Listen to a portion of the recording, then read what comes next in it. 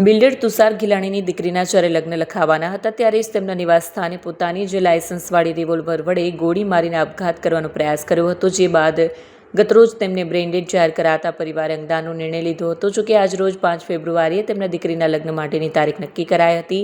તે દિવસે તેઓને અંતિમ શ્વાસ લેતા ઘરમાં સન્નાટાનો માહોલ છવાઈ ગયો હતો. સુરત શહેરના જાણીતા બિલ્ડર તુષાર ગિલાણીને છેલ્લા 4 દિવસથી જીવન અને મરણ વચ્ચે ઝૂલા ખાધા બાદ તબીબોએ તેમને બ્રેઇનડેડ જાહેર કર્યા હતા. આ કપરી ઘડીમાં પણ પરિવારે માનવતા દાખવી તેમના અંગોનું દાન કરવાનો ઉમદા નિર્ણય લીધો હતો, પરંતુ કુદરતને કંઈ જુદું જ મંજૂર હતું. તુષાર ગિલાણીના પરિવારે અંગદાનની સંમતિ આપતા જ ડોનેટ લાઈફ સંસ્થાની ટીમ અંગદાનની પ્રક્રિયા હાથ ધરવા માટે તાત્કાલિક મહાવીર હોસ્પિટલ પહોંચી હતી.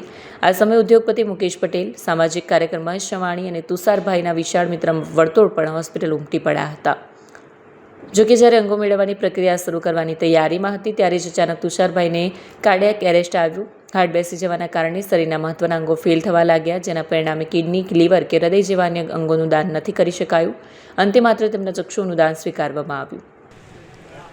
Nilesh Mandlewada, founder donate life.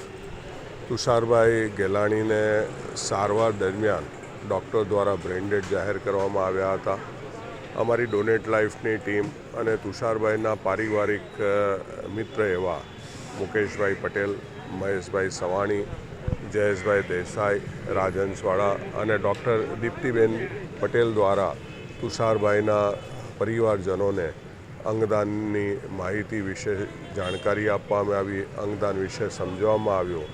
પરિવારે આ દુઃખની ઘડીમાં પણ ખૂબ જ હિંમતભર્યો, સાહસભર્યો અને લોકોને એક પ્રેરણા આપતો નિર્ણય કર્યો અંગદાનનો, અને એમણે એમના તુષારભાઈના બંને હાથ, લીવર અને ચક્ષુદાનનો નિર્ણય કર્યો હતો. અને તેની જાણકારી અમારી સંસ્થા ડોનેટ લાઈફ દ્વારા સોટોને આપવામાં આવી. સોટોએ આખા દેશમાં હાથના ડોનેશનને માટે એલર્ટ મૂક્યું હતું, ટ્રાન્સપ્લાન્ટને માટે એલર્ટ મૂક્યું હતું, પરંતુ દેશમાં જે બી પોઝિટિવ બ્લડ ગ્રુપના કોઈ જરૂરિયાતમંદ હાથના ટ્રાન્સપ્લાન્ટ માટેનો દર્દી ન હોવાને કારણે હાથનું એલોકેશન સોટો દ્વારા થઈ શક્યું ન હતું. જ્યારે લીવરનું એલોકેશન અમદાવાદની ઝાયડસ હોસ્પિટલને કરવામાં આવ્યું હતું.